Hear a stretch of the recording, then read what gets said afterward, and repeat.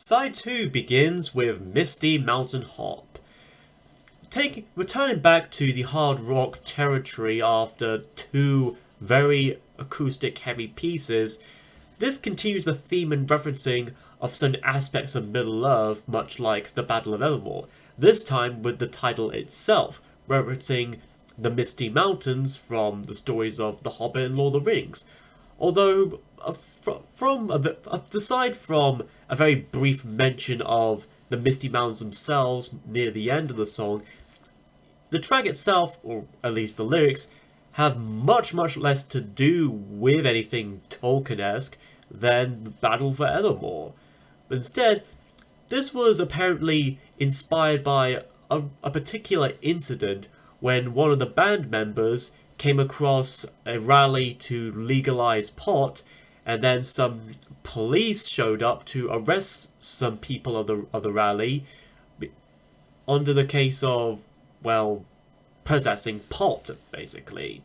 So, yeah, there's like, as you would expect, this song is more or less about pot, or at least drugs in general, and rather how some people of authorities would get rather prejudgmental and kind of presuming and kind of generalizing of what certain different types of people associated with would be like and all that.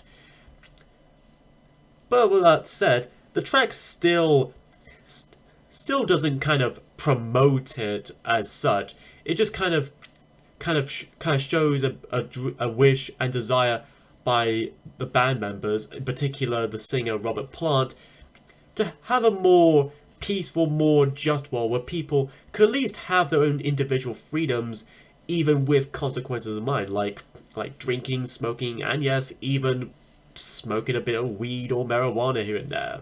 I don't condone it, but it's still choice in the end. And all in all, this is still a fun, good song regardless, with the good drums and Jimmy Page's chunky guitars, and of course, Robert Plant's very distinct vocals. It's another good song from the Led Zepp category. Next is Four Sticks, named after how John Bonham would perform this track with four drumsticks at once, be it in the recording itself or possibly live at concerts. Which, with that in mind, we got to admire that dude. We got to admire that late great man for his talent alone. But anyways, the song has a bit of a tribal atmosphere to it, to both the percussion as well as to some of the electric guitars at work here as well. Imagine if some of the classic 90s Britpop bands like Blur, Suede, Oasis, and among other bands took some little bit of influence from this kind of sound, especially the very raga kind of guitars in it. As for lyrics, they don't really tell much of a story per se, as much as paint a few pictures and imagery, such as owls and pines crying in the night. Although, actually, usually it's doves that would cry, at least according to Prince anyways. But, all that said, the song itself is still very, very hard-rocking and still very catchy, but it's not exactly as loud about it compared to other songs, not just from this album, but other songs from other Zepp albums as well. If anything, it's more of a restrained kind of song. It's almost slightly more suspenseful, like the kind of music you hear during a chase sequence in a film or something, where you'd see someone running from some kind of predatory animal or beast or something.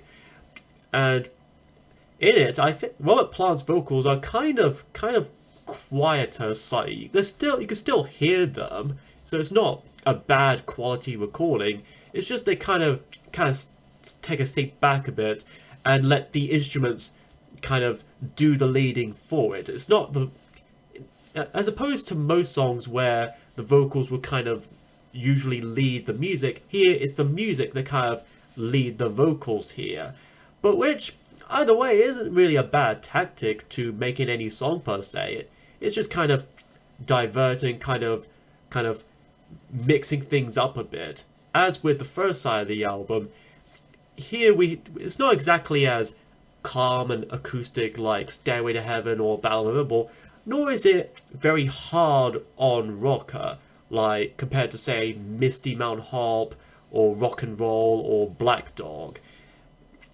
There's also a bit of an Indian vibe to set guitars as well. Not entirely psychedelic like something the Beatles would do, but still very much an accompaniment to the overall hard rock sound to it.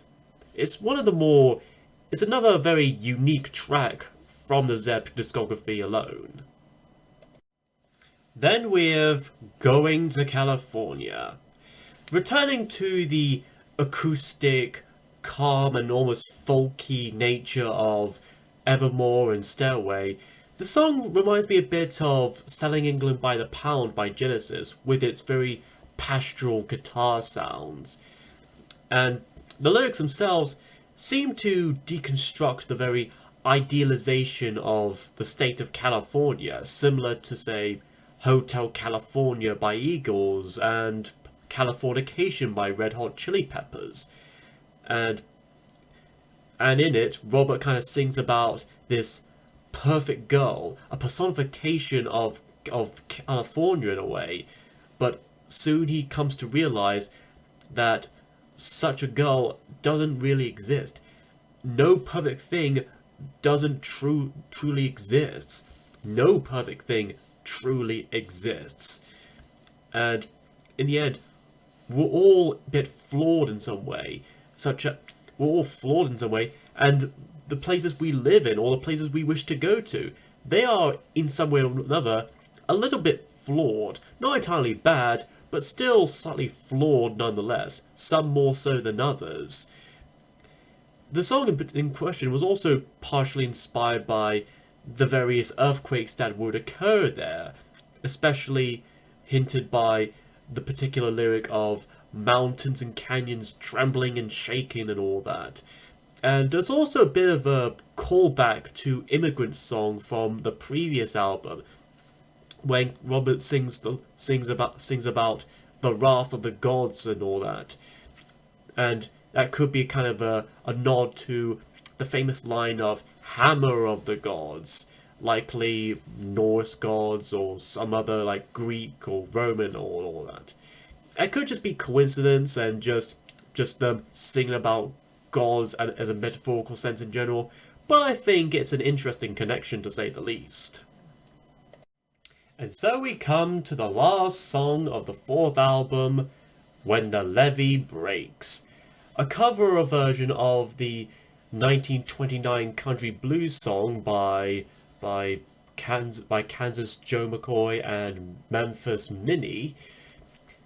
The lyrics here are very straightforward, more or less inspired by the Mississippi flood of 27, especially recalling how it rains so much to the point of kind of overflowing the levee, which is kind of like almost a kind of dam-like, wall-like structure that kind of surrounds a particular area, and it gets overtaken by the very dwelling of overwhelming water until it kind of fills in and just kind of, well, floods everything. And now, covering old blues songs is nothing new for the band, or any band for that matter, but rather it's how Led Zeppelin would cover and adapt these kind of songs, how they would kind of spin them into their own thing. Another example I could think of is their rendition of Dazed and Confused, which many people would know, especially how, when performed live in concerts, Dazed and Confused would kind of go on for like long minutes, almost like half an hour at most. And like this song, these two songs in particular, Dazed and Confused and When the Levee Breaks, these otherwise normal bluesy folky songs would get expanded into these like 6 to 7 minute long acid blue jams. And also, the mixing and recording in question is also worth noting, with in particular how the trademark grungy drums were recorded by microphones that were hung from a flight of stairs apparently, which kind of gave it this distant, almost echoey delay kind of feel to it. And also the very sludgy harmonica and the guitars, which still give it that kind of bluesy feel, but also makes it kind of feels offish about it, in a good way, of course. It's putting a whole new spin on the old conventional blues genre and the styles associated with it. And there's also worth noting a bit of a panning in some of the instruments as well, which I think is a very clever is a very clever use. And even some of the band members admitted that it was probably one of their best songs out there. And it's kind of hard not to see why they chose this as a kind of closer for this album. And all in all, Led Zeppelin's fourth album definitely still hold up after 50 years. This album rocks. And it's not just from the few particular songs like Black Dog and Stairway to Heaven. The whole album itself as a whole is timeless and is absolutely epic, even with its short runtime. Now, if it were to me, I would probably switch some of the songs around. I would probably switch around the Battle of Evermore and Stairway to Heaven to the end of side 2, while going to California, and When the Levee Breaks will go to the end of side 1. That's probably because I kind of feel that Stairway to Heaven, in a way, kind of feels more like a grand epic finale to an album like this than When the Levee Breaks. Nothing against that song, it's just that Stairway kind of leaves that bigger impact, has more of an oomph to it, that more grander scale to it. But regardless of that, it's still a great album, and I'd say I'd recommend this, but let's face it, you probably have. But if you're only familiar with some of the Led Zeppelin songs like Kashmir and Stairway to Heaven, I say give this album a go. It's one that, well, for lack of a better phrase, you should never judge by its cover. It is fantastic, it's well ranged, it's timeless, it's well mixed, by the way. The mixing still holds up after like 71, of course, and it's no wonder why it became the highest selling album of Led Zeppelin, and it's also a good demonstration of what kind of band Led Zeppelin had been and what they would be, what kind of band they would be for the coming years. And if it weren't for this, we would never have the likes of Houses in the Holy and Physical Graffiti. It is definitely a changing mark for the band, and as well as the genre of rock music as a whole. And I think it is worth checking out and listening to. Next time, though, we celebrate Remembrance Sunday with an album that otherwise has nothing to do with it, but was released closely around the time, as we review an album by The Stranglers.